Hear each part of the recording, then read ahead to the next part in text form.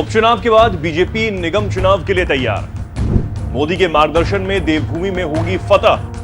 मंथन जारी, निगम चुनाव की तैयारी।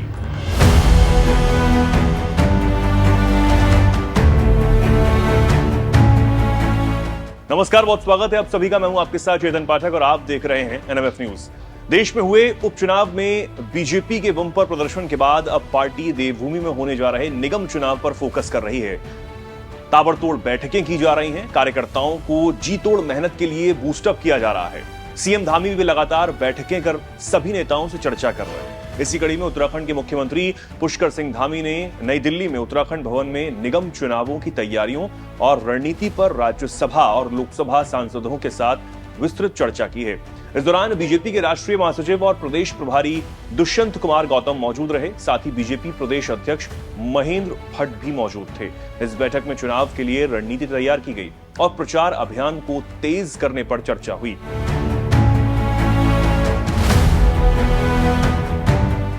राज्य में कुल 102 नगर निकाय हैं, जिसमें 11 नगर निगम, 42 नगर पालिकाएं और 52 नगर पंचायतें शामिल हैं।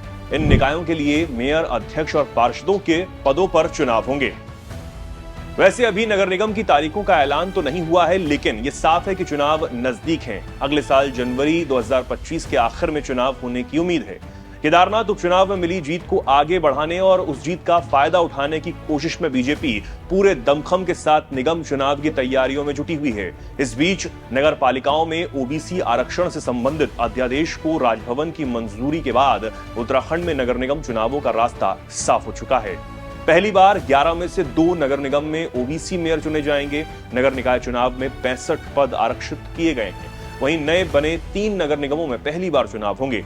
यही नहीं, मुख्यमंत्री धामी सरकार ने निकाय चुनाव के लिए महिलाओं पर भी खास ध्यान दिया है। 11 नगर निगमों में से एससी को 1 सीट और 4 सीटें महिलाओं को दी गई हैं और नगर पंचायतों में 16 सीटें महिलाओं के लिए आरक्षित हैं।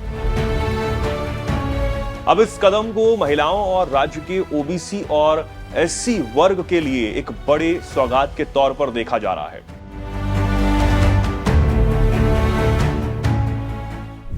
सौभाग्यशाली मानते हैं देवभूमि उत्तराखंड के लोग कि ये यूसीसी की जो गंगोत्री है, यूसीसी की गंगा है।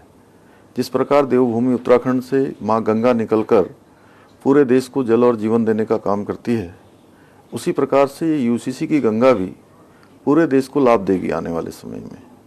और कल हैरान करने वाली बात थी कि जब आदरणीय प्रधानमंत्री जी 75 वर्षों के गौरवशाली देश की यात्रा का वृतांत रख रहे थे, संसद के अंदर जब अपनी बात रख रहे थे, उस समय कांग्रेस के लोग इस प्रकार से तिलमिलाए थे, इस प्रकार से वो जो है संसद को डिस्टर्ब कर रहे थे।